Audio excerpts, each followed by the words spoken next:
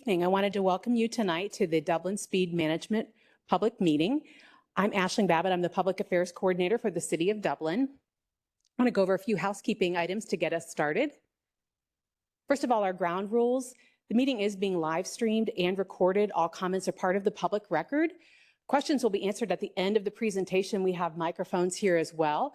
And we'll also have a chat feature so that people who are viewing us online are able to ask questions and get answers. We do ask that you please keep your comments and concerns relevant to the project and as specific as possible when submitting any comments. Please be respectful. Demeaning, derogatory, or inflammatory language won't be permitted.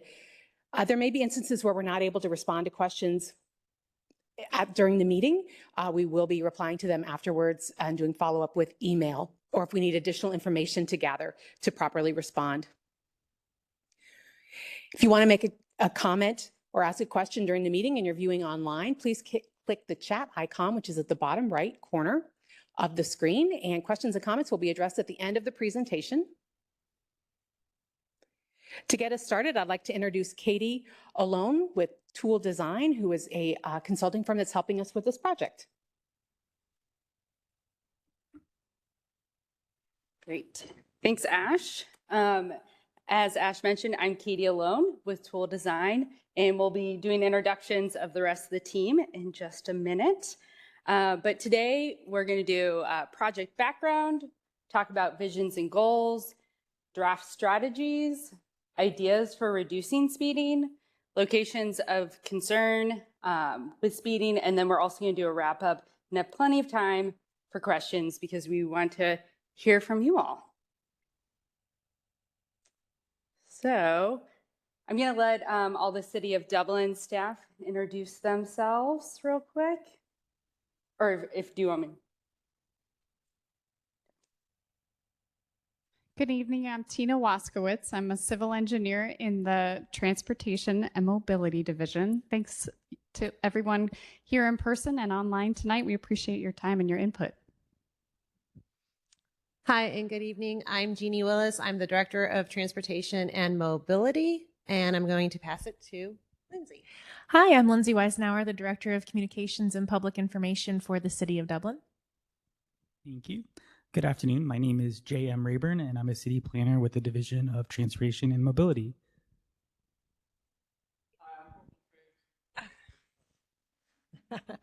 And I'd also like to welcome our Vice Mayor, Kathy DeRosa, here tonight. Thank you for joining us and giving us your time. We appreciate it very much.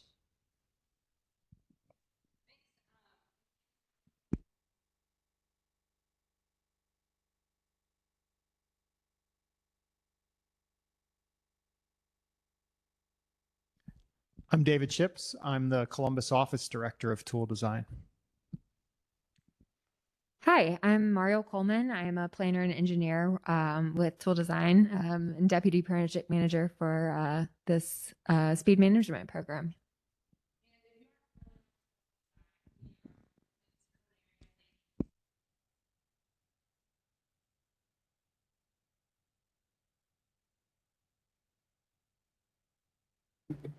Yep, there it goes. All right. So I wanted to provide you all with a little bit of background on this project. So the Division of Transportation and Mobility has received many inquiries in recent years regarding speed compliance in Dublin. This really led to the initiation of this project, which involves updating the neighborhood traffic calming program to become a speed management program across the entire city. So here you see a timeline of the project. We've done our research on related plans and policies and best practices, developed draft strategies and ideas to reduce speeding in the city, and we'll discuss a lot more of that later. And currently we're in this engagement phase. So you all here at this public meeting, we've been doing some other engagement, online surveys, some pop-up events. And then in terms of next steps, we'll be presenting to the Community Services Advisory Commission, and then eventually to council.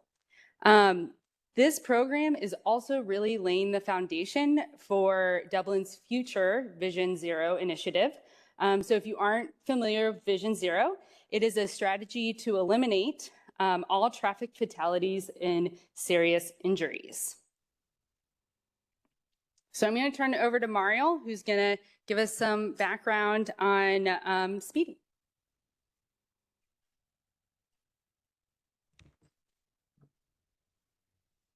Thank you, Katie. All right, so I have two images up on this screen, and if you're online, I'm going to ask you a few questions, so if you could just type in into your chat. So on the left image, we have a wider roadway. There's 2 through lanes in each direction, a turn lane, medians, bike lanes, and I'm curious, just looking at this photo, what posted speed do you think would be appropriate for this roadway? And really, what speed would you feel comfortable driving? So maybe for those that are here today, would you feel comfortable driving 35 miles per hour? Show of hands. The photo on the left. 45 miles per hour? Yeah, I'm seeing some heads nodding and raised hands. 55 miles per hour? No maybes and no's, shaking heads. Do we have anybody responding online? 35 miles per hour.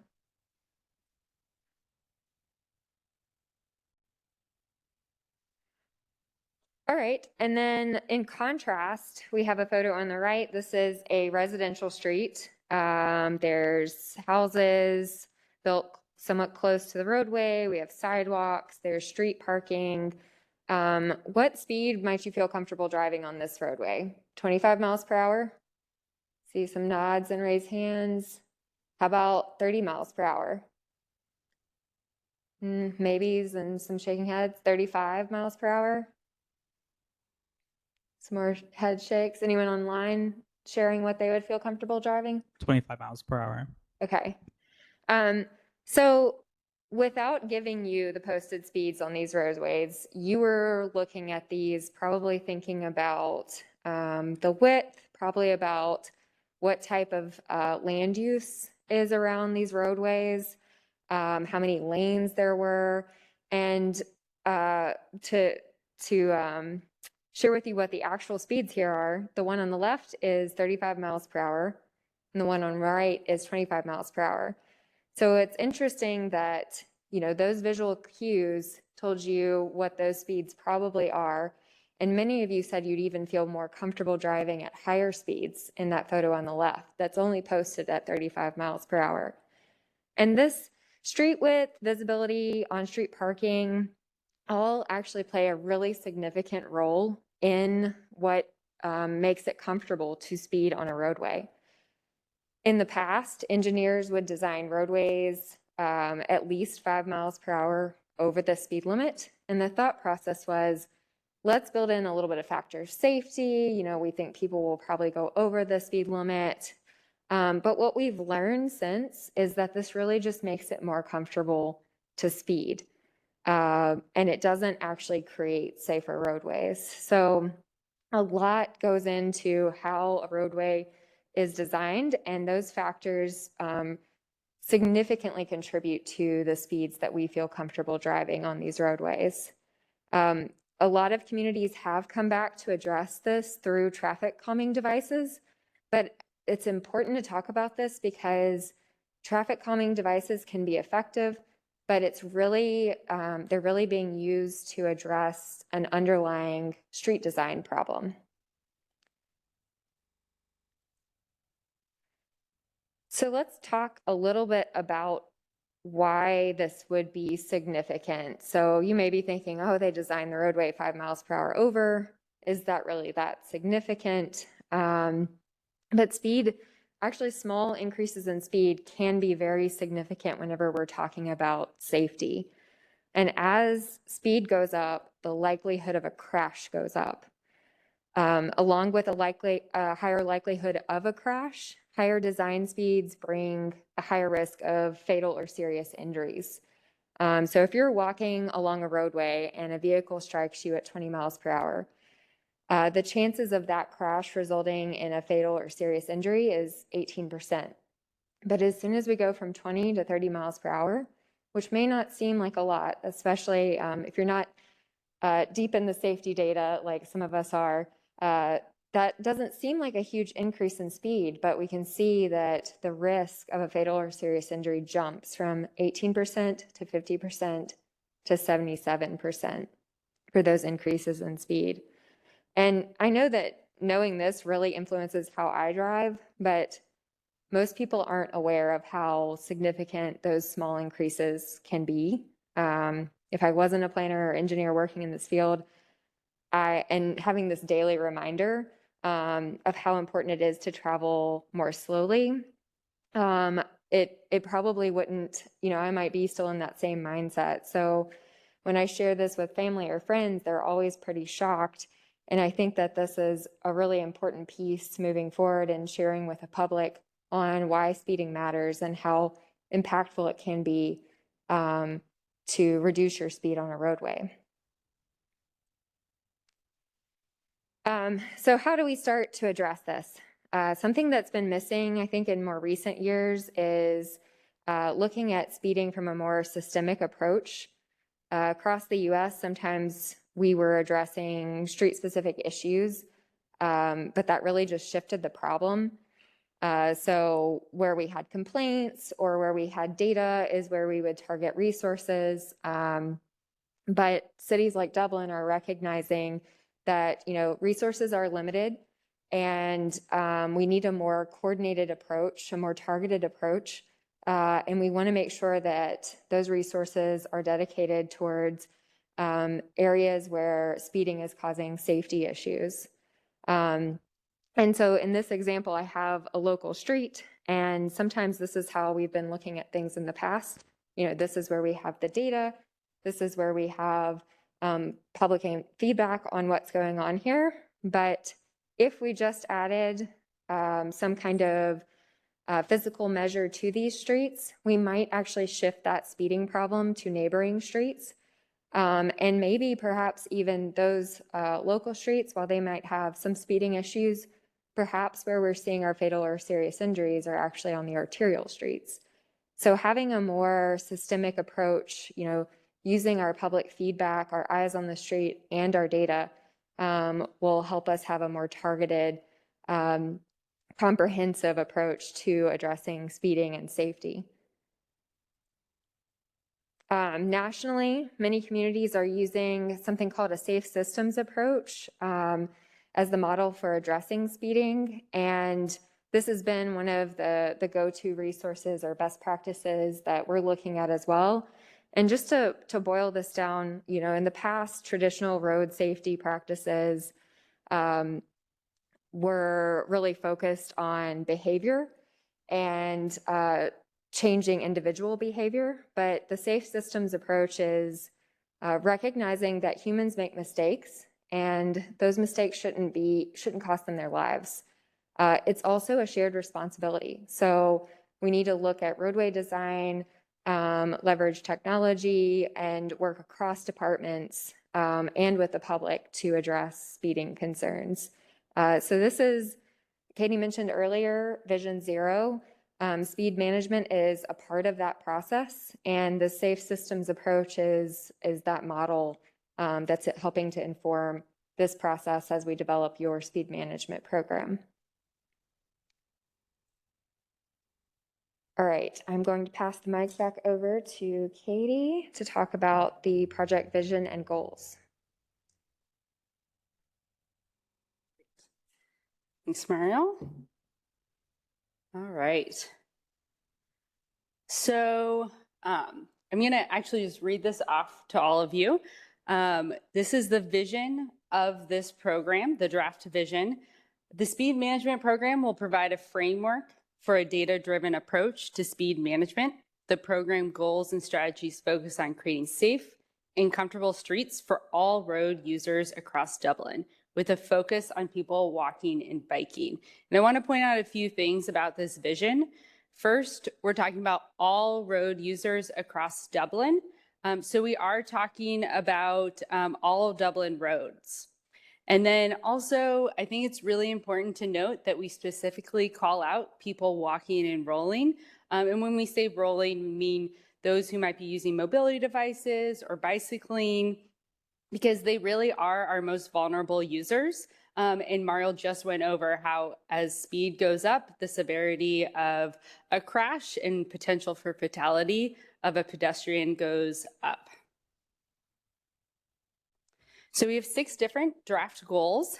And for everyone in the room, when you came in, maybe you got a comment card. If you didn't, David or Mario, can you pass them out? Because I don't see anyone having one in their hands. And we have pens in the box if anyone needs a pen. Thanks. And so we do have on the comment cards, you'll see written there A, B, C, and D. We have some placeholders for years in there, and we'd love your feedback on those as we go through the goals. And then for those listening online, feel free to drop that in the chat with the letter and then the response afterwards. So the first one, first goal, we have end traffic-related fatalities and serious injuries in the city of Dublin with a focus on people walking and rolling by 20-something. And we want to hear from you all on when you want to see that accomplished. And again, this aligns directly with the Vision Zero goals and future initiative of the city that we mentioned earlier. And then the second goal, eliminate excessive speeding across Dublin in a certain amount of years. Again, we'd like to see what you all think in terms of years that should be accomplished. And then the third goal, ensure existing and future streets are safe and comfortable for all roadway users with a focus on people walking and biking. And since safe and comfortable streets can mean different things to different people, we have noted potential ways to measure that. So we have things like number of crashes, excessive speeding, having different modes separated by facilities. So for example, providing bicycle facilities or bike paths for bicyclists, the surrounding context or land use, and then frequency of crossings based on that surrounding context. So those are just some of the ways that we can measure if a street feels safe and comfortable. And then the fourth goal, reducing community concerns by speeding, about speeding. This, again, as I mentioned earlier in the presentation, this project was really started hearing from you all about addressing the concerns from the community about speeding. So we're interested in hearing from you all on percentage of concerns going down and in how many years. And then the last 2 goals, this is going to feed nicely into our draft strategies, which we'll be talking about in just a minute. So developing strategies for the program by 2023. And these strategies, of course, are being developed as part of this planning process, and we'll go in more depth on each of those strategies in just a minute. And then the City of Dublin having a uniform message and voice about the program by 2024. This program requires a lot of collaboration between departments, so getting everyone on the same page and having that uniform voice and message throughout the city. So while we are here, talking about the project, giving you an update, we also want to hear from you all. That's part of the reason we're here, is for to hear what you all are thinking about the program so far. So if you can, go to menti.com on a smartphone or a tablet, or if you're at home, if you want to pull up another browser, and you can go to menti.com and then type into menti.com this code that is up on the screen. So it's 20863893. And if you're at home, you could also use that QR code that is up there. So I'll give everyone a minute to type that in, or a second, not a full minute. It's not working.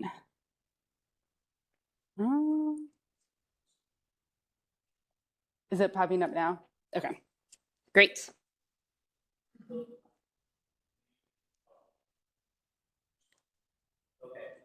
Yep. So the first question that we have for you all is, do you agree with the goals stated? So we want to hear yes, no, not sure.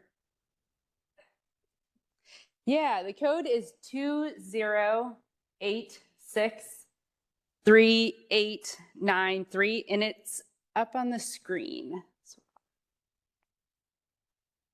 Yeah, but it's kind of small on the screen, so I'm happy to repeat.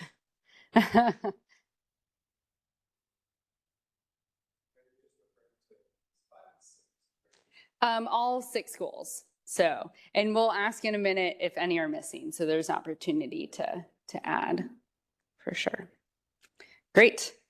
Do we know how many people are online? So, okay, great. Now give me a sense of how many responses I should wait for. Thanks. Great. And then, so it sounds like everyone is agreeing with the goals that we stated so far, but we also want to hear from you all and if there are any missing goals, and if so, what goals. And your answers will pop up on the screen, but they will be anonymous. So please feel free to type in anything that you think was missing from there, again, in relation to speed management. Give everyone a minute to think.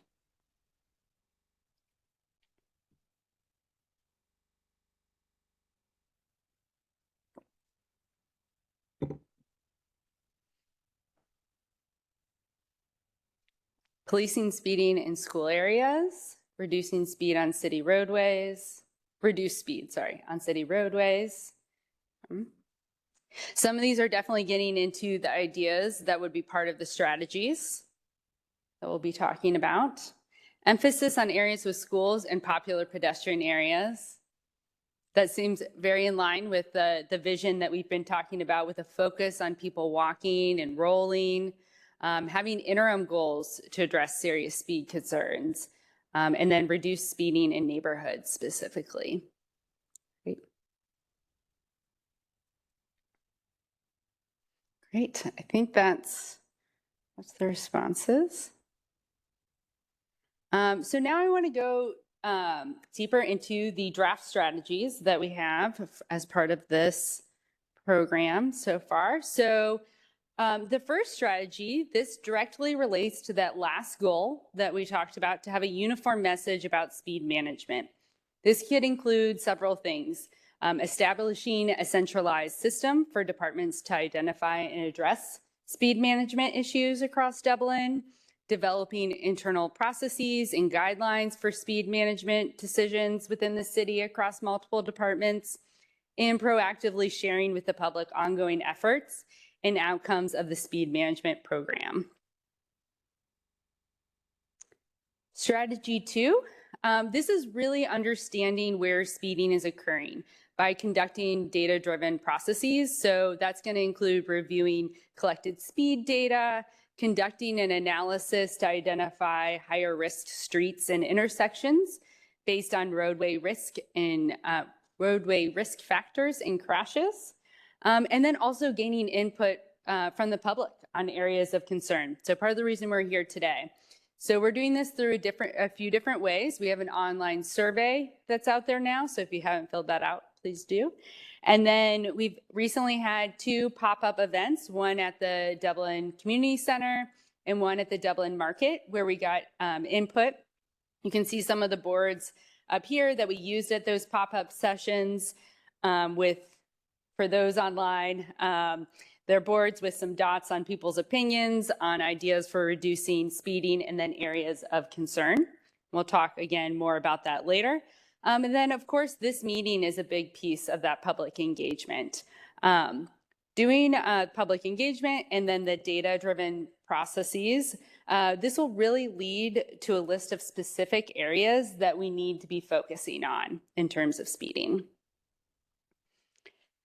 Strategy 3, so once we have that list of specific areas, and roadways to focus on, we will need to prioritize where we want to put resources. This should focus on areas where fatal and serious injuries are occurring or are a risk.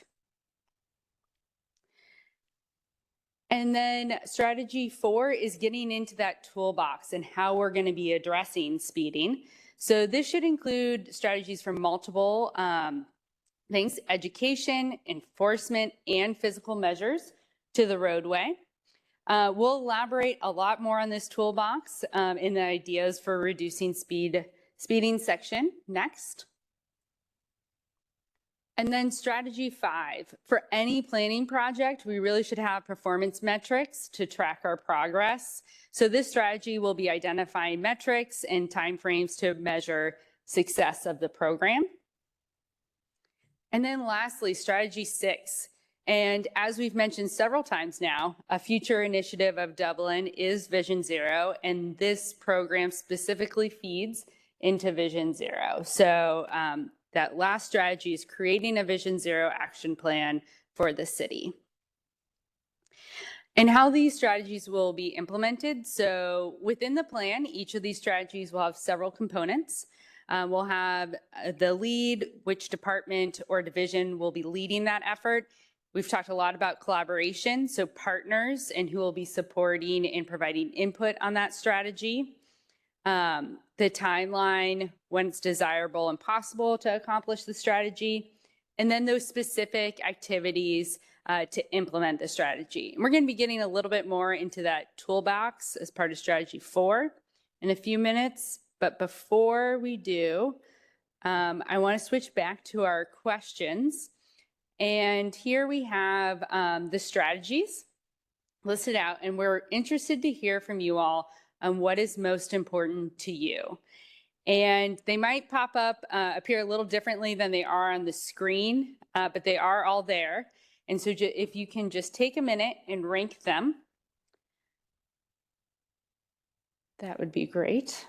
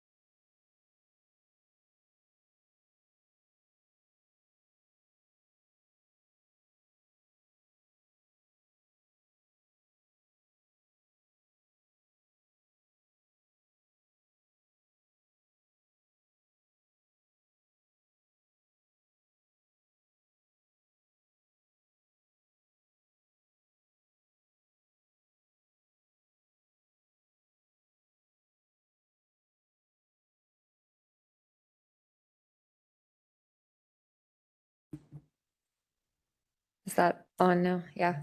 Okay.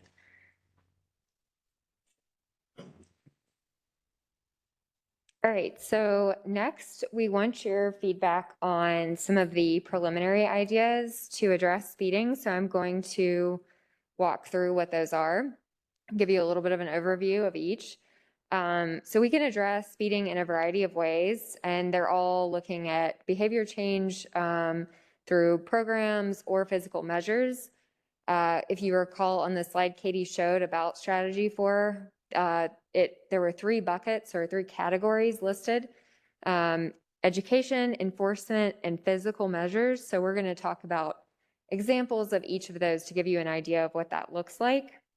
And I think it's important to keep in mind that, we often, there's not one thing that we can do to address speeding. It takes multiple different treatments or ideas to address speeding. And really, it depends on the roadway. So there's not that one size fits all treatment. We're going to have to tailor approaches based on what the issues are and what the existing conditions are of that roadway. So the first two categories are education and enforcement, which both seek to change behavior by communicating the negative impacts of speeding and the rules of the road. So we have a couple of examples here. The first one being an awareness campaign, which is just what it sounds like. I talked earlier about how small increases in speed can be really impactful. So studies and information like this can be messaged through a variety of communication tools that we know resonates with the public to help them understand why making those behavior changes are important. Another example is driver education. So this is a targeted program which can be used to disseminate similar information and educate new or repeat offenders about speed-related issues as well. And then the third example here is high visibility enforcement. So increased visibility of our officers policing roadways, especially in areas of concern. And these programs can be where they're handing out education materials, giving warnings, just another way to also educate the public about why this is really important. The third bucket are physical measures. And they're another, we're still changing behavior here. And we talked about this in that example of the roadway earlier. So physical measures can influence how you drive on a roadway as well. And that's what a lot of these measures are getting at. So I talked about visibility and the width of the roadway, how close buildings are. So there's a lot of different ways we can adjust roadways to help use some of that psychological effect and get people to go the speed that the roadway is intended for the land use context, and considering people who are walking or biking as well. So roadway narrowing, this is where we either reduce the number of lanes, reduce lane widths.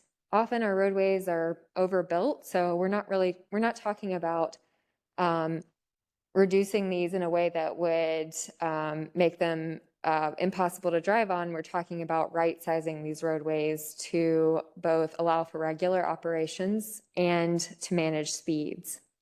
So this can be done with actually changing the roadway, but there's often paint. We can use pavement markings and lower cost treatments to affect these changes. This image is showing how the roadway is narrowed at a particular point to using a bulb out. Another group is surface treatments, so wider edge lines, or like I mentioned, using markings to narrow a roadway. Also adding crosswalks don't in themselves reduce speed, but pairing that with other measures can help to remind drivers that pedestrians are present and encourage safer operations. Signage, there's studies showing that more speed limit signs and driver feedback signs can help to remind drivers and encourage them to drive at or below the posted speed. Vertical delineation, this is another one that uses that kind of visual narrowing. So just having something in the median gives that feeling of enclosure and encourages slower speeds as well. And that can be done with center island, but also planters or delineators or other types of more mobile devices. And then signal technology. One example is green wave signal timing. So we can time those to where if you're driving at the posted speed or below, then you're going to get green lights all the way. And who doesn't like green lights all the way? You don't have to step on that brake pedal every single intersection. And it can also be used to make sure we're accommodating all roadway users. So that's the whirlwind tour of some of the ideas that are being considered for updating the speed management program. And we'd like to hear from you. Which ideas do you think will help reduce speeding in Dublin?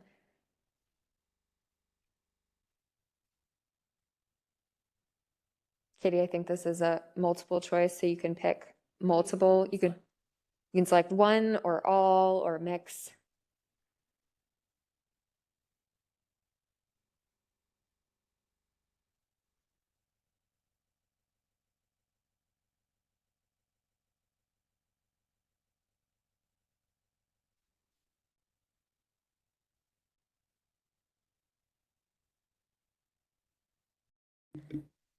It looks like high visibility enforcement, roadway narrowing, signals and technology, surface treatments are getting a lot of votes here, but a good mix across the board. And, I said earlier, it's, one thing isn't going to do it. We often need to leverage a lot of different tools. So we want to make sure that you have a lot of tools in the toolbox to use to find the right approach for the right street. And then we have a question about, are there any ideas that you feel are missing that we didn't talk about? We did kind of generalize these categories, but if there are things you think we have missed, we'd love to hear from you.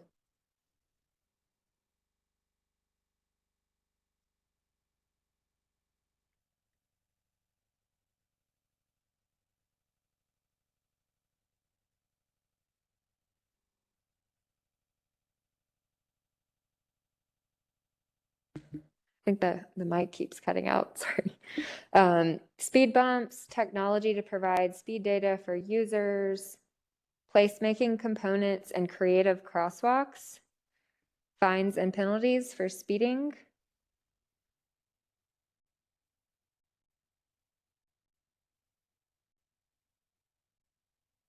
More typical road test.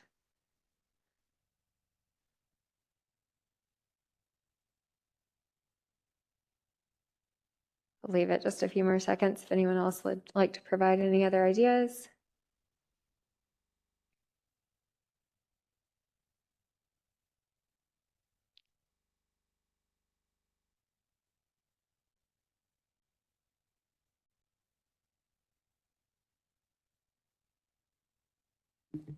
Seeing none other ones coming in, I will go on to our next section, locations of concern. So up front, you will see our board with our dots. Katie mentioned earlier that we've been using these at our pop-up events to ask residents what roadways or what areas of Dublin they feel unsafe due to speeding. And by speeding, we do mean motors traveling above the posted speed limit. And we've asked this in the online survey too, so we would like to hear your feedback today as well. Of the areas below, where do you feel the most speeding occurs?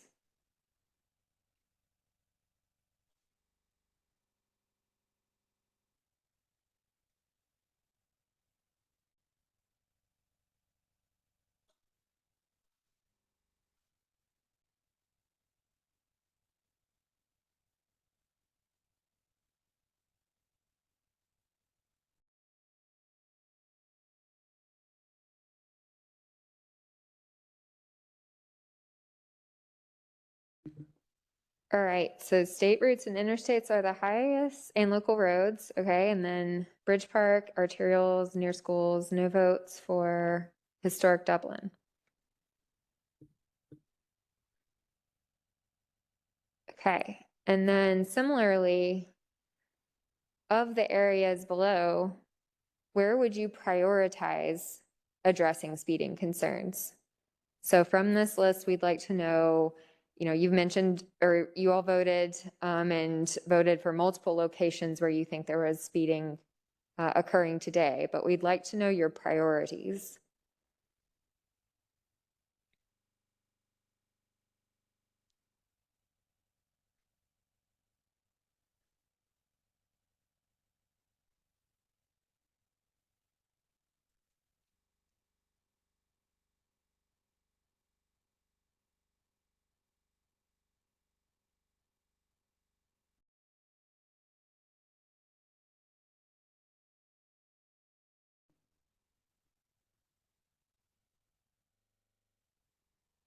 Okay, I think everyone's responded. So local roads, neighborhood streets comes out at top, near schools, bridge parks. So these are all areas where you probably have the highest pedestrian, biking, micromobility occurring. And then arterials, interstates, historic Dublin, and state routes. All right, I'm going to hand it back over to Katie for a little wrap up.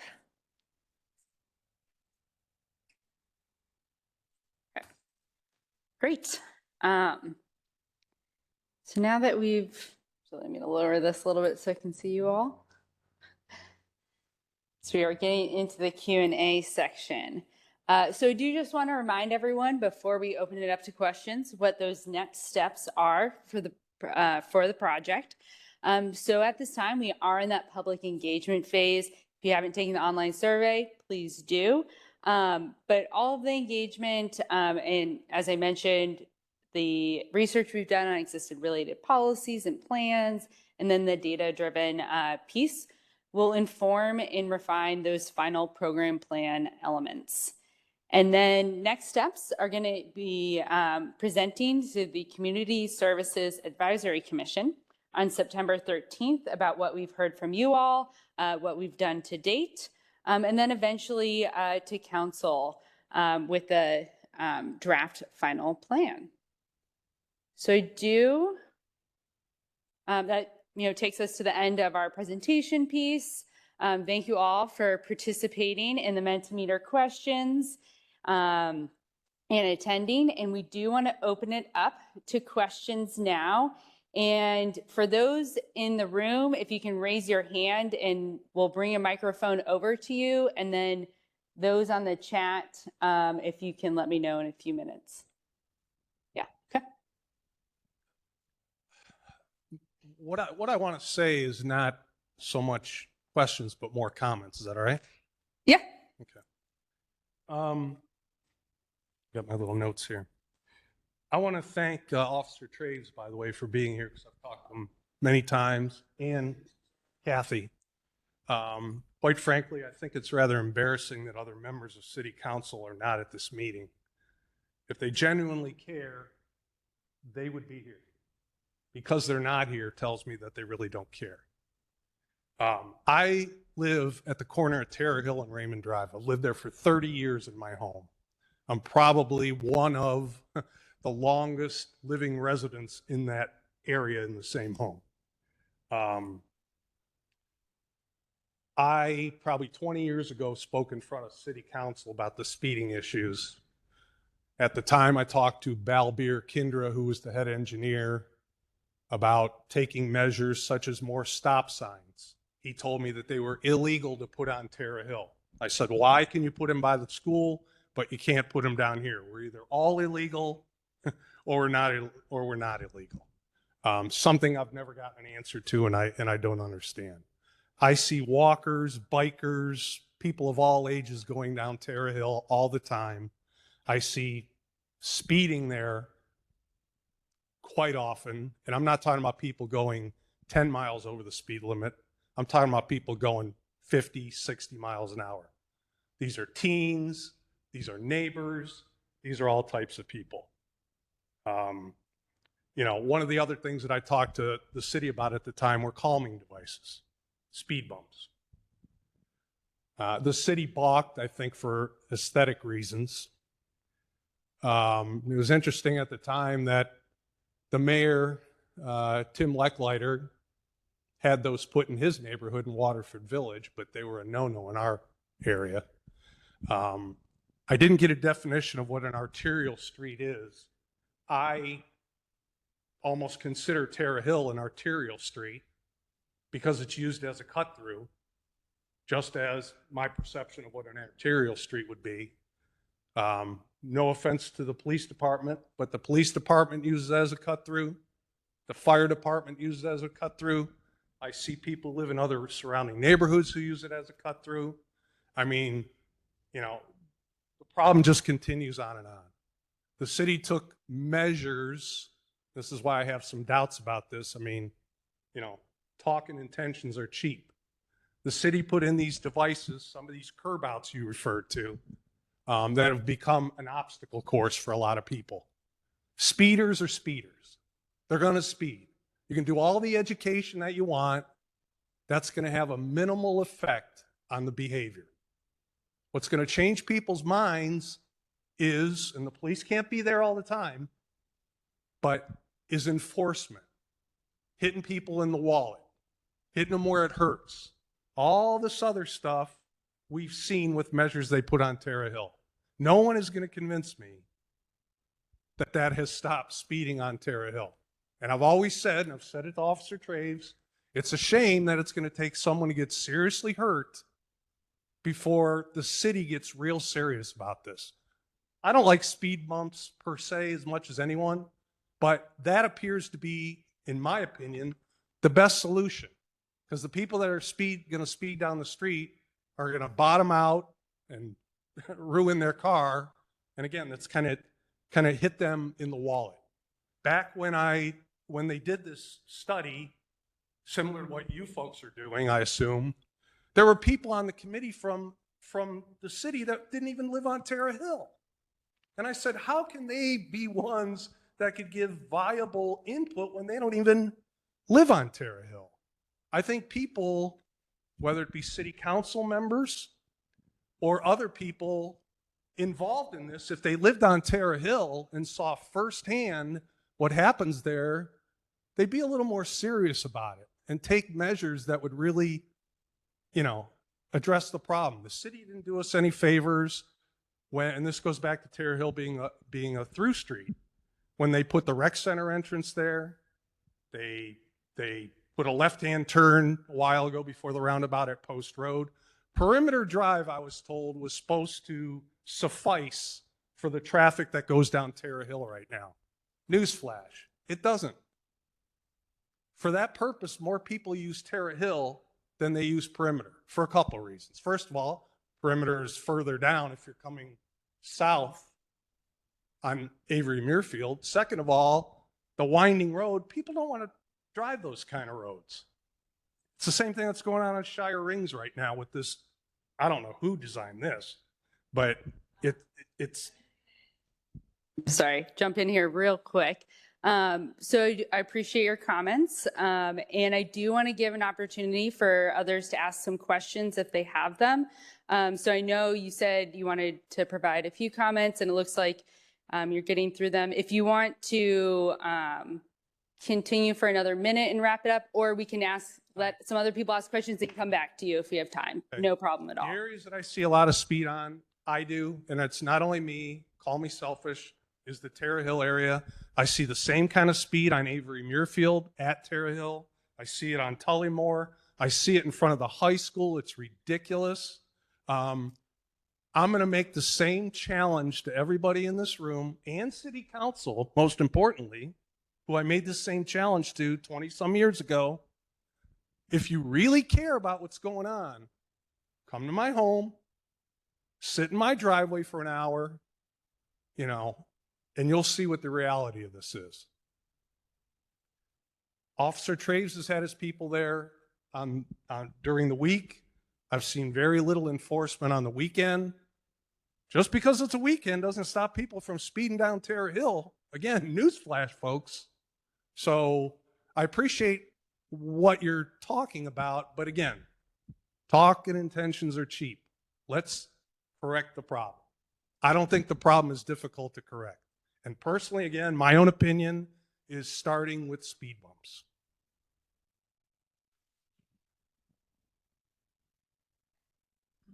Hi, Sorry. Katie. This Yeah. is JM. We had reactions to the gentleman's comments. Someone online said thank you, and second to some of the items that you raised in your comments. They continue to say Terre Hill is a residential street. It is not treated as such by the city neighborhood. And then they continue to say speed hump is an excellent solution for Terre Hill. Thank you.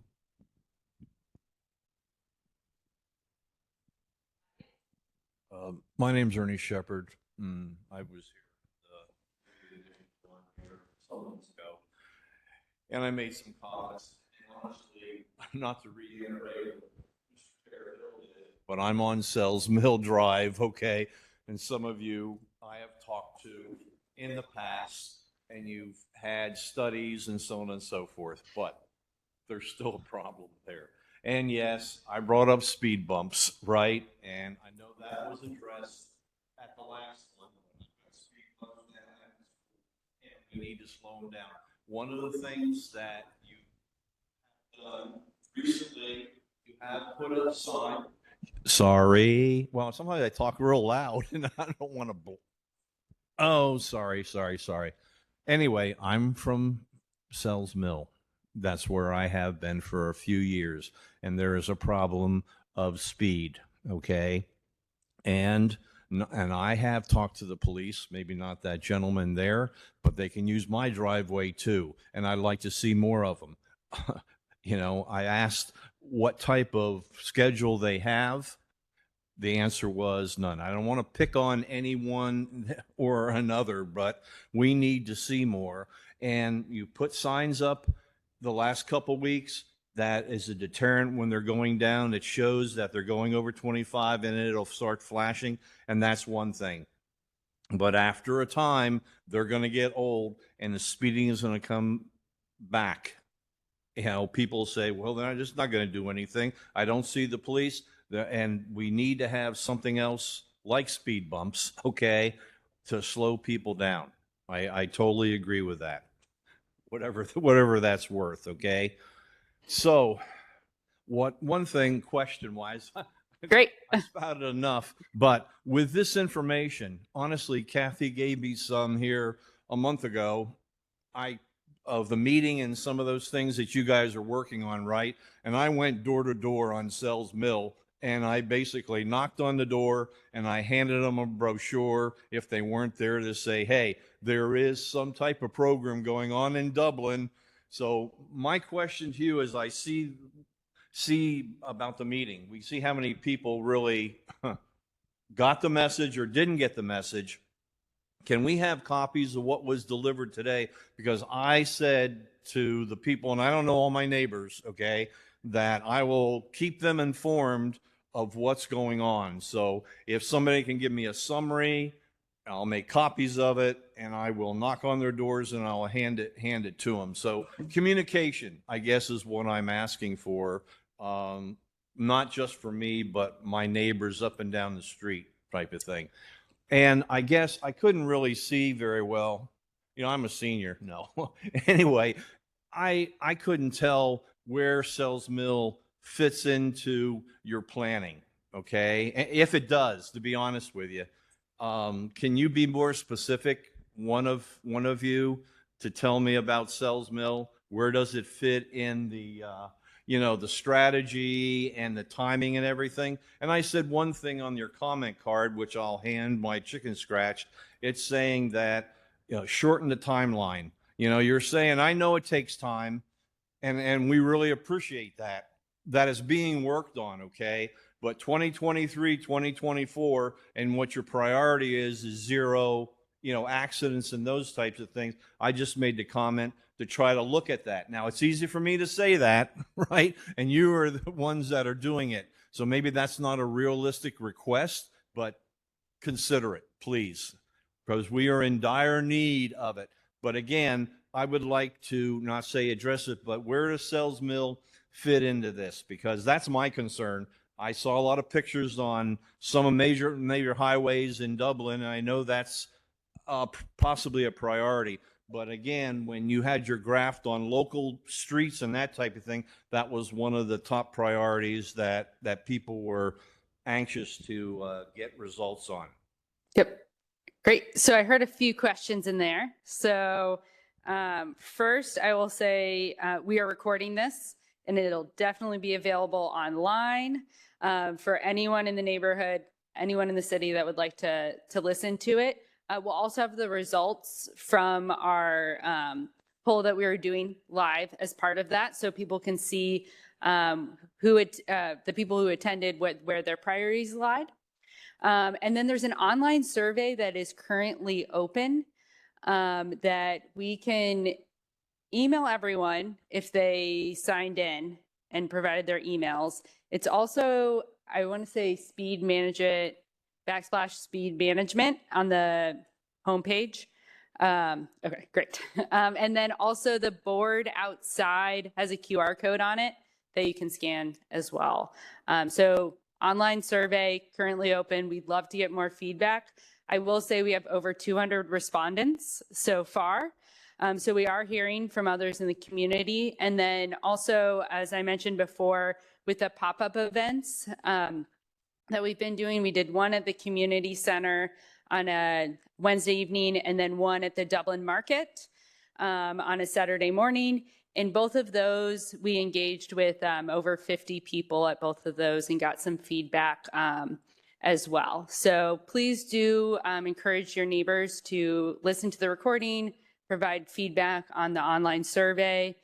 We'd love to hear from them as well. Some way I can get a Reader's Digest, that I can make copies of. I mean, I understood what you said. But there's a lot of information. Yeah. So the website has information on it. Do you just want like a one pager? Is that what you're asking for? Like a 1-page handout?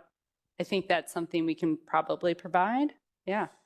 Something summary-wise, what you're doing. It has to be a lot of detail, but at least give somebody an update. They might be seeing what you're talking about, but I don't want to take that to chance for my neighbors. Okay, and basically, what's the future going to bring? I mean, I think you said the next meeting is going to be September 13th. Is that correct?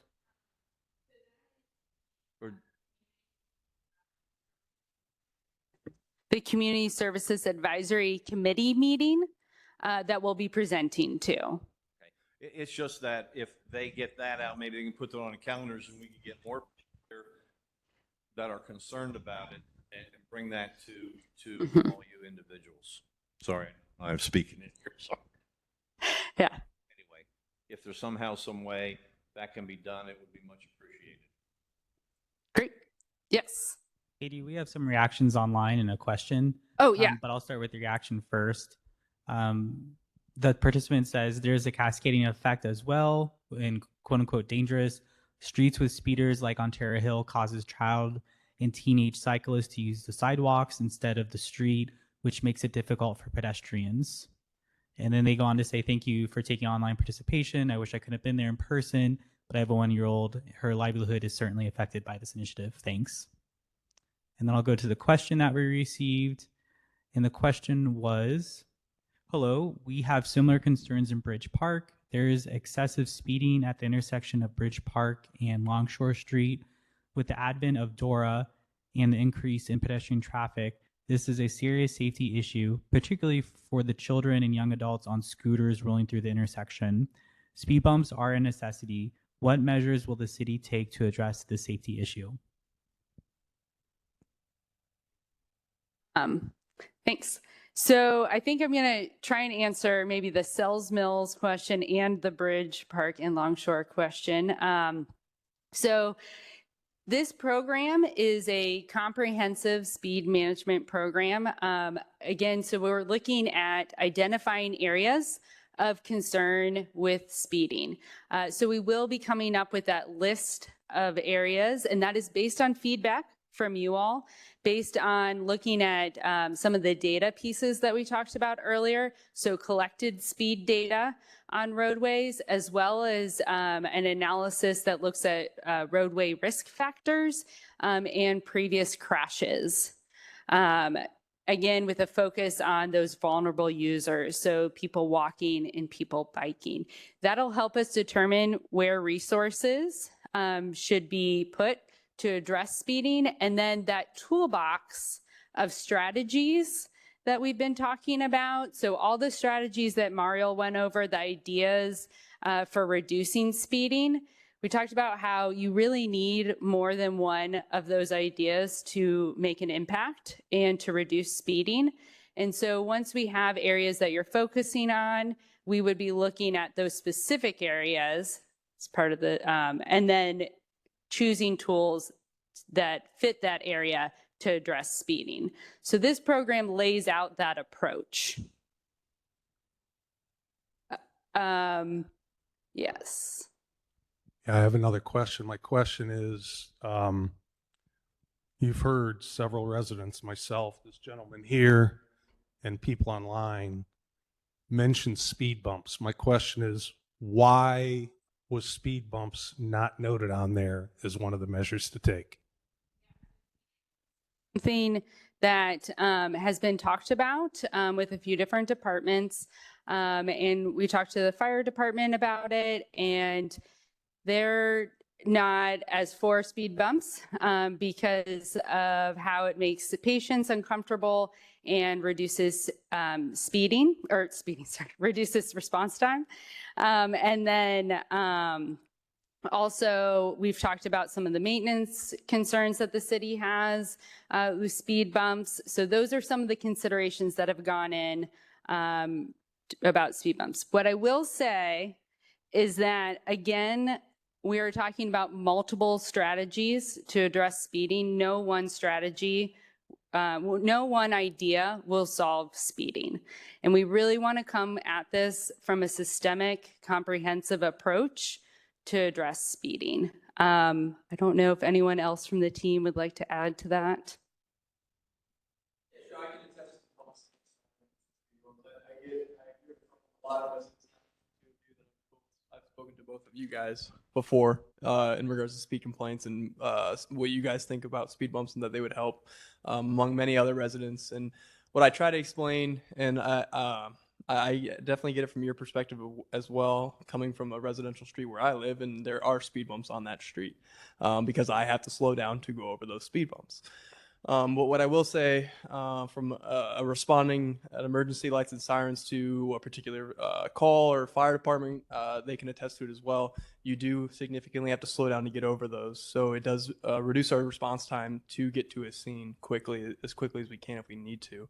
Especially for the fire department, when they're transporting individuals to and from scenes to hospitals, their response time matters a great deal in order to get those individuals to where they need to go. So what Katie mentioned and what I'm getting at is obviously we would be an advocate to not have speed bumps just because time matters for us and we want to get to where we're going as soon as we can when we need to. Okay, so your answer confirmed what I said about the aesthetics, and your answer confirmed what I said about the police department, the fire department using it as a cut through. You've both confirmed what I said earlier. My question would be, is it a bad thing that police are using Terror Hill? Just because we're driving on Terror Hill, it could be for enforcement reasons, it could be for visibility reasons, it could be for a multitude of things. So if we're using Terror Hill, or if we're driving on Terror Hill, it's for a particular. All right, two things. First of all, Perimeter Drive was designed so that people would use Perimeter Drive instead of Terror Hill. That's number one. Sure. And if you go back in the records, you can find that to be the case. Yeah. So in that case, the police and fire should be using Perimeter Drive instead of Terror Hill. And second of all, based on your point about speed, it's the wrong word to use, but being able, reaction time. Mm-hmm. Then my question is, why are there speed bumps in the Waterford Village neighborhood? Do they not have emergencies? No, I can't. Then why are they there? I certainly can't answer. Why are they? I know, but what? Think about it. Oh. Yeah. What? We can answer why. Okay. So those speed bumps were all put in place, the ones that are around town, on Waterford Village, on Avery Road, I'm trying to think of, on Martin Road that you'll see. Sells Mill, that's another one, right around the school. Those were all put in place prior to the last traffic calming program update that we did in 2006-ish, when that was all adopted. The city chose at that time to not remove those speed humps because those residents had gone through a formal process and were able to get those speed humps installed before the new policy went into place. But what the city said at that time was that going from that point forward, that we would not pursue vertical traffic calming measures. We would focus on the horizontal traffic calming measures. So that's why they're there. We have not installed anything vertical since that time. So at that time, you asked for resident feedback and implemented those speed bumps. But now you're not, now you're asking for the feedback, but you're not allowing them to do that. For the coordination with our emergency responders and those folks, and most of those went in before my time with Mr. Kindra and that group that was here. So I can't really speak to what the full public process was at that time. What I can speak to is that beginning in 2000 and, while we started the traffic calming program update in 2005, 2006, we did work with our residents at that time, and then we did engage with our emergency responders because of the feedback that we were getting from them about the speed humps that were placed around town. So at that time, we needed to take into consideration what their experiences are, what their patients' experiences were, and then also working with our council and developed what the new program was going to be. So that's how it came to be the way that it is. Well, the fact remains, the issue Officer Trave speaks of why, I'm not saying he's saying they shouldn't be on Terra Hill. Right, of course. Still, Times when those things still remain in the Waterford Village neighborhood. Correct, because they were already there prior to, it's like you don't go back and enforce a law on somebody who did something wrong before our law was put into place. That's not fair, that's not correct, that's not the right way to do things. So that's why we did not remove them. You're implying to me what I said in my earlier comments, it's a Dublin aesthetics issue. I don't know why people just don't come out and I would admit that. disagree with that. I would say that it is a Dublin emergency response issue, and we are now trying to, as Katie said earlier, we are looking to address this issue from a more holistic perspective. No one solution, no one tactic is going to be the solution. We need all of the tools that we have available working together to address the issue and create the solution. Okay, so two last comments and then I'll let it go.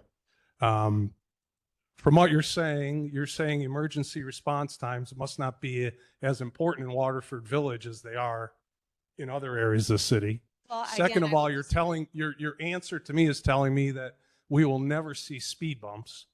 And third of all, the combination approach has not worked on Terra Hill. It's an obstacle course.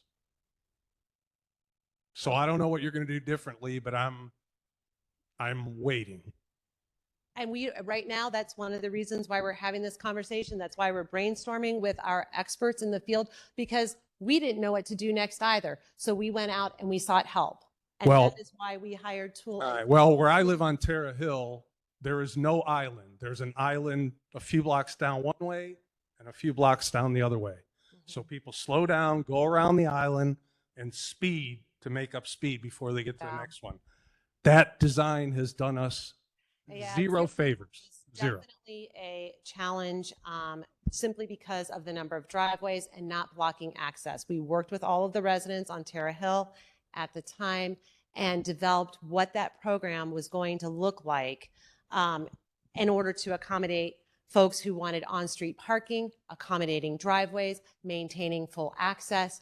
We had a lot of competing needs in that project. Well, my statement, final statement, I promise, is that without speed bumps on Terra Hill, we're not going to see a noticeable difference in speed. Well, and I would offer to you that the same issue would occur with speed bumps along Terra Hill. If we did that, what happens is that people will slow down for the speed hump. They speed up in between to make up for lost time. Then they slow down, they speed up. It's the same issue. Well, but I would argue and say that, first of all, it would deter people from using Terra Hill.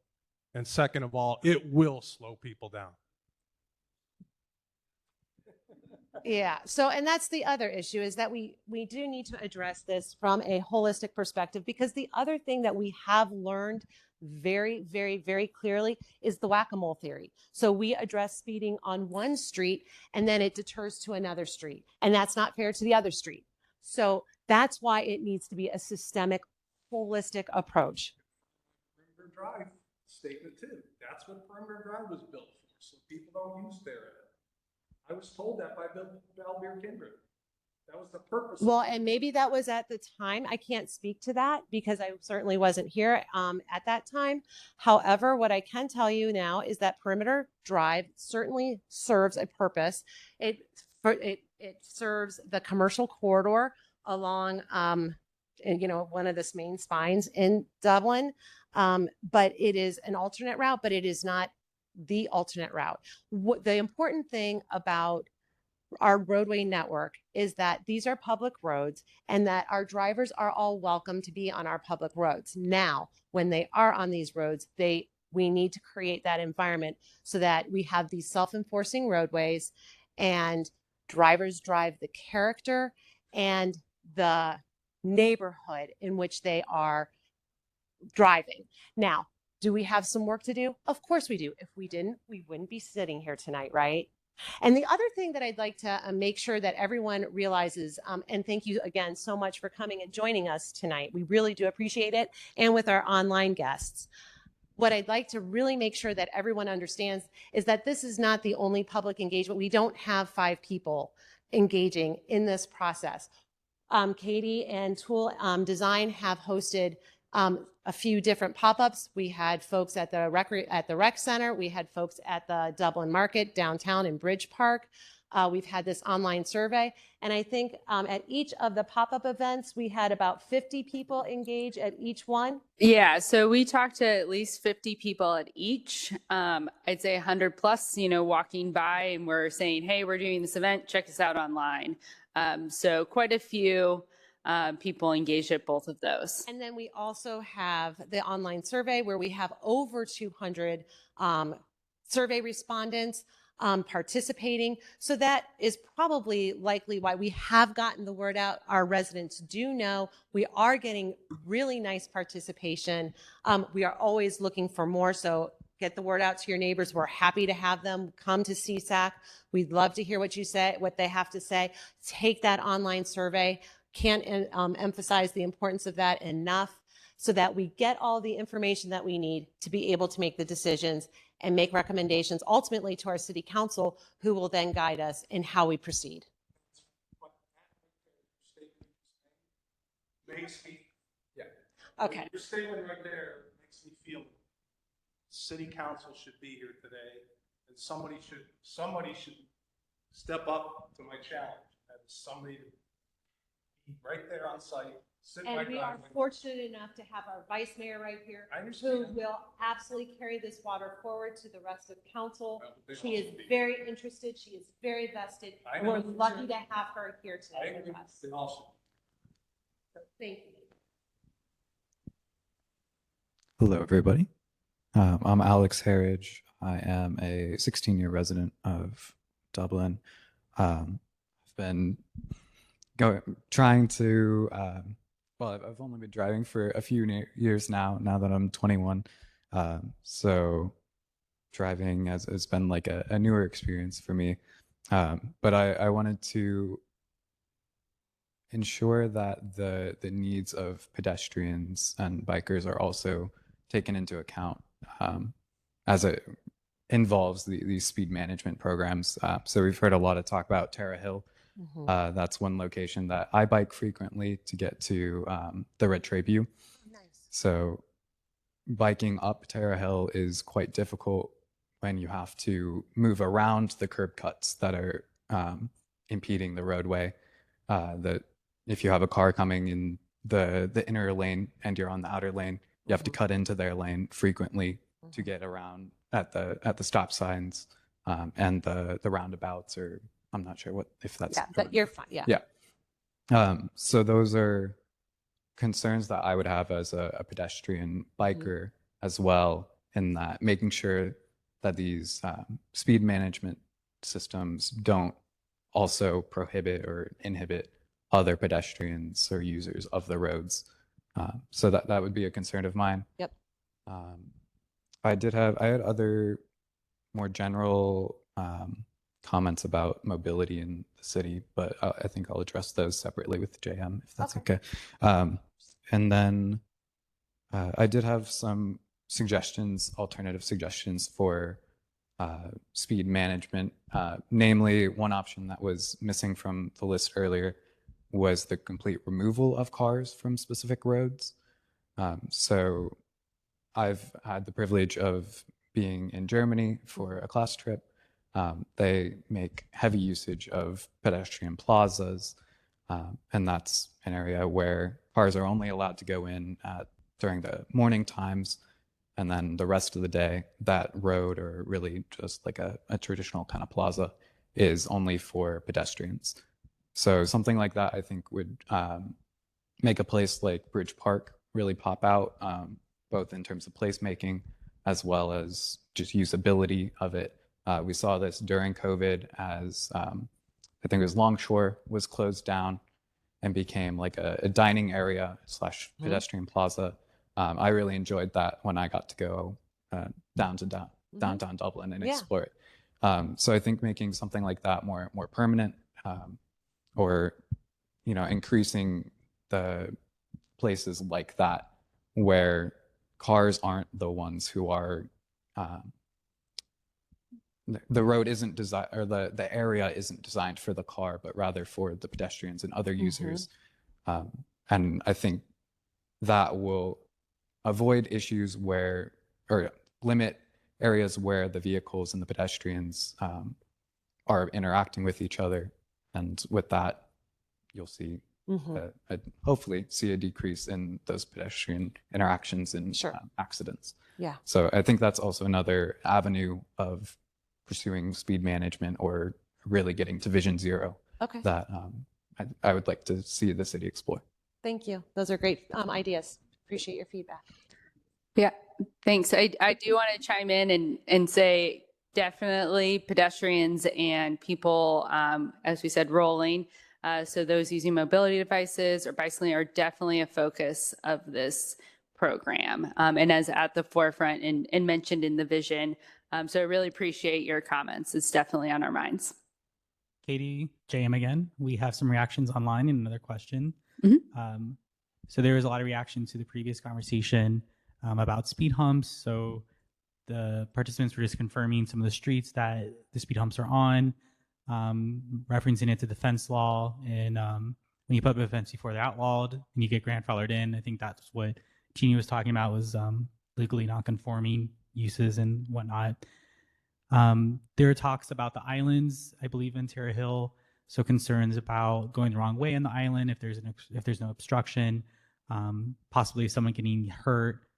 And then there was continuation of comments. It seems to work on Martin, Avery, and it's hers cut through mentality. I think there was reference to the speed humps that were mentioned.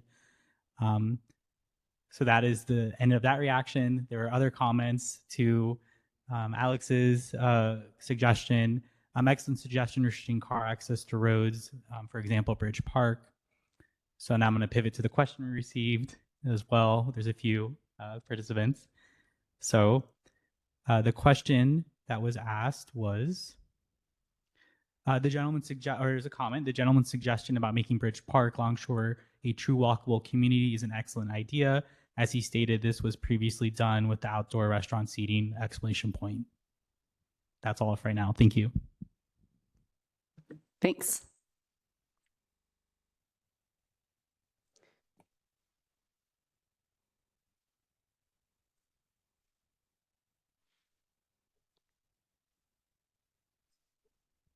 There we go.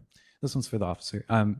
So I believe I've heard this on the news, or I'm not exactly sure, but about enforcement and automated enforcement using speeding cameras.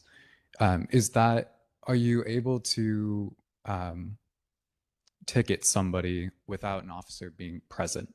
So I don't know the specifics in regards to speed cameras. I will tell you that as far as the police department's perspective in Dublin, we would not be interested in utilizing speed cameras.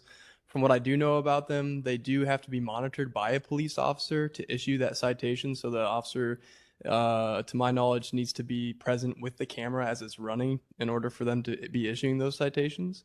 However, at least in years past, Columbus had those red light cameras for a little while. Just the connotation that comes with cameras in general, using them for those types of citations and those speeding complaints or speed citations and red light traffic running. Just not necessarily something that we would like to be involved in. We'd rather the more personable approach, more, the educational purposes behind a traffic stop rather than utilizing a camera for that. So I would think that much like in-person enforcement, automated enforcement could also be educational in nature. Instead of sending a ticket, you send a flyer that explains kind of what we were talking about Absolutely. And we do a form of that, not utilizing cameras. So it's actually happened on quite a few occasions with Mr. Cerner. He would be walking with his wife and be able to jot down a license plate as he's walking with his wife and send it over to me. And what we've done on multiple occasions are we have a letter that we've drafted to send to those residents that those license plates returns to. So we'll send letters out, letting them know that a citizen or a community member has witnessed their vehicle speeding through a neighborhood. And, it would be appreciated to slow down while driving through neighborhood streets. And then on multiple occasions, we'll actually go out to the house as well to deliver those letters to, on most occasions, as Mr. Cerner said, it does tend to be younger drivers utilizing their parents' cars. So we found that just sending a letter to a house where to whoever the registered owner of a vehicle is isn't necessarily always beneficial. So we've tried to deliver those letters, an officer hand deliver those letters to have a conversation with families and individuals at those homes. So on a lower level, we can't get them all, obviously, like a camera would. However, we do try to utilize something along those lines. And is the primary concern with cameras primarily the optics, or would it be the operations side of that? I couldn't speak to the operations side just because I don't know what it actually entails. I don't know what the upkeep is technology-wise, what the cost would be even to purchase cameras, technology. I can tell you just by operating body cameras, the significant monetary impact that these have for the city, just by keeping up with technology to store all of the information on these. So I can tell you that we have license plate readers throughout the city to help with crime prevention, and they record license plates. However, it doesn't record speed or people running through traffic signals. It just strictly captures license plates, pictures, and just that technology alone, again, is something that is a significant monetary impact. So, but again, I don't want to speak to the operation because I just don't know. I don't know enough about that type of camera system to tell you what it actually would entail. But your primary hesitancy is I would say optics. I mean, I don't think it's I mean, I personally have received a speeding ticket from a camera on a highway, and it's being a police officer. I think it's I don't want to say disgraceful because that's a little rough or a little, but it is. I mean, if the police department is gonna be issuing a citation, I firmly believe that it should be an in-person type of situation. I don't think it's necessarily fair for a driver to get a speeding ticket issued by a camera. I just don't.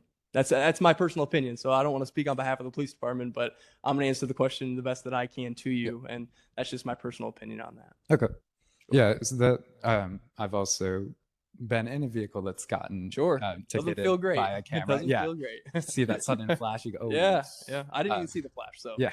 Just showed him in my mailbox.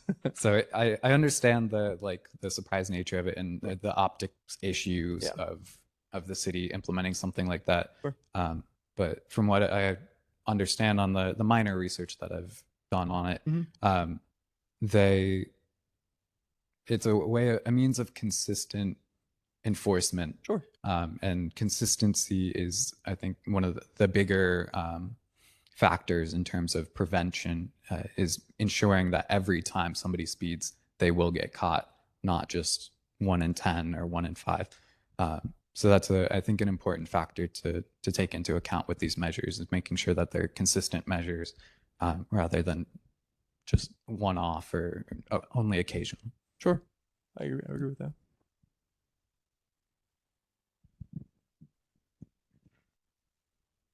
Thank you. related to that, maybe our experts could talk about how technologies are being utilized in some other communities related to either this type of automation or other. What I saw is a lot of what I would consider historic approaches. I'm not saying they're good or bad, but we have access to a lot of technologies right now, and staff knows I ask this question all the time. Could you please share some of the best practices with technologies as to monitoring and these types of things? Thank you.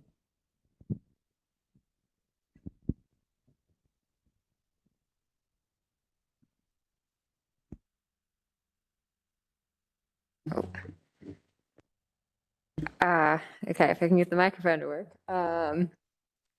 Yeah, so I would love to hear more about, what in your mind technology means, because I think that word can mean a lot of different things to a lot of different people. Everything we showed though today, even if it is a more traditional countermeasure, or we say countermeasure in engineering language, but that means, a physical measure, a program, there's lots of data that shows that these are effective at lowering speeds. So those measures have a variety of ways of being implemented too that can be much more low cost as well. So we want to make sure that there's ways to roll out speed management treatments today as we work towards longer term solutions as well. We did include the signal timing. That's just one example of how we can use existing systems to encourage better speeds as well. Other communities are exploring things like the enforcement cameras as well.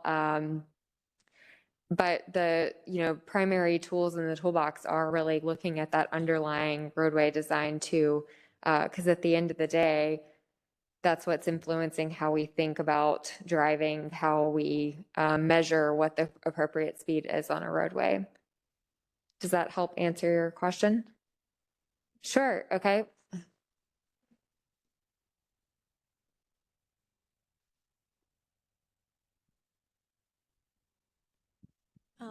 We live along a smart corridor where, autonomous vehicle testing and a lot of those types of things are going on just right in our neighborhood. So I've got to believe around the country, and I'm not sure what other cities you do work in, that there have to be some emerging technologies that, because of the Internet of Things and where we are, could be integrated effectively with some of these. And we don't have to answer it tonight, but I would very much like to see, and will press for from a council perspective, understanding Breck's practices around the country and how we're utilizing some of these tools along with the traditional ones. Because if we're going to take a leap forward, I think we really need to understand what those options are in that toolbox. And so I would look to you guys to help us do that. Thank you.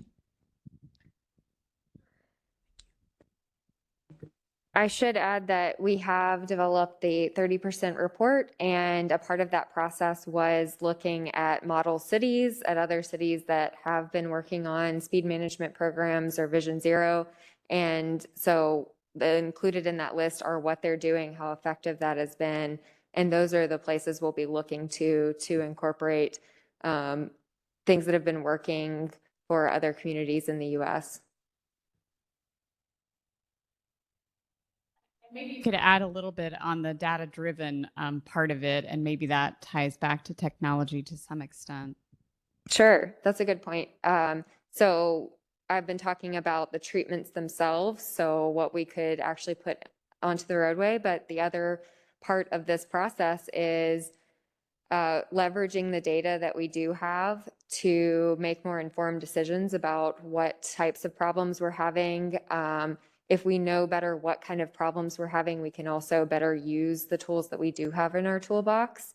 So the Safer Systems tool, which is, Katie touched on it briefly, but that's a tool that looks at both existing data, so things like crashes that are happening today, but it also looks at roadway geometry that we know is likely to, we know that there is a likelihood that a crash could occur at that location. So we can use those, I will call them somewhat predictive tools to know not just where we are having issues, but where thankfully there isn't a crash today, but that roadway or intersection is very similar to other roadways or intersections that have similar problems, so that we're looking at this from a systemic approach and having that consistent application of our traffic calming measures or tools.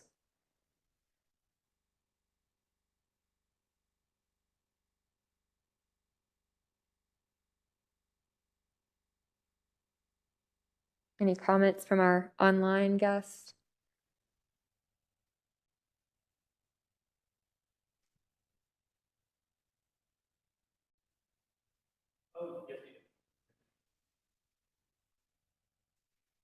Takes longer to type than to talk, huh? We do have one question. There are several measures being discussed to deter speeding. However, as everyone is aware, drag racing occurs every weekend in Bridge Park. These speeders simply disregard posted speed signs. What will be done to immediately target drag racers in Bridge Park? Again, I understand long-term measures will be implemented, but a police presence needs to be in Bridge Park on Friday, Saturday nights, and fines should be imposed.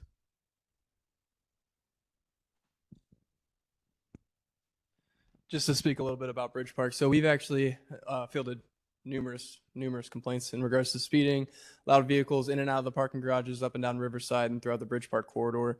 Over the past, I would say about a month and a half now, there's been an initiative throughout Bridge Park on the police department side where Fridays and Saturday nights we've actually allotted overtime to bring in extra officers to allocate resources to that area.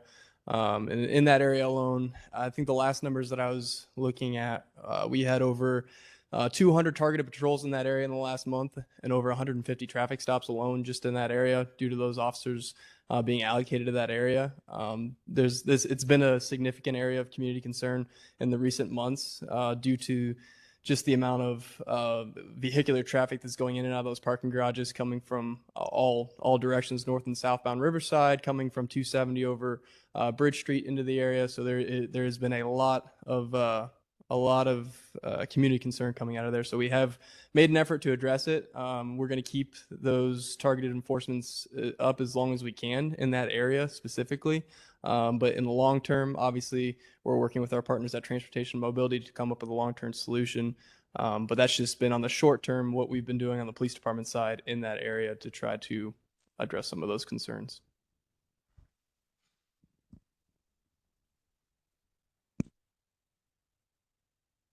The response was, thank you. That is an excellent response.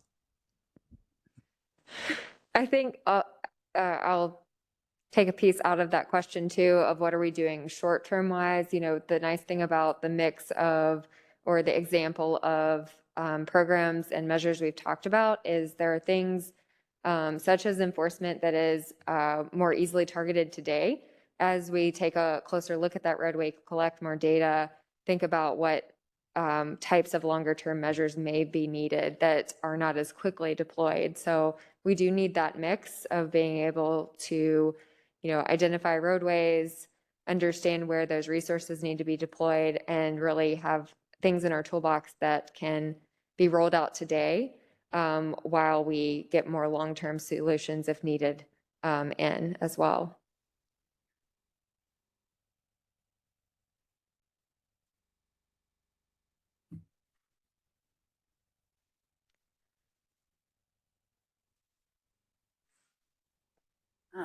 So it's sounding like we might not have any other questions. I just wanted to thank everyone for coming. JM, are there any questions online before I wrap us up? We're good for right now. Okay. Thank you. Great. Well, again, really appreciate everyone attending tonight. There will be more opportunities. Like we mentioned, the online survey is still open. And if anyone didn't provide their email when they signed in, please make sure you add that and we can be sure to get you the link to the online survey. Thanks again. And Tina, Jeannie, did you want to make any closing remarks? Yes, thank you. for that. And what I would like everyone to leave here tonight with is we really do appreciate your feedback, your thoughtfulness, the comments, giving us your time, your energy, and participating, because that's what's going to help us get to the next step and where we need to be. So we sincerely appreciate all of the information you've shared with us tonight. Thank you.